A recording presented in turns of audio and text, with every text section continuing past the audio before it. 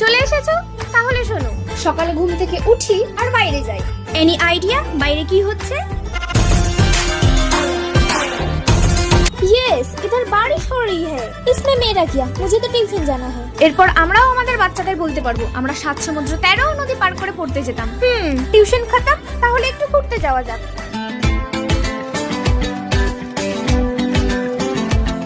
Wow क्या लड़का है।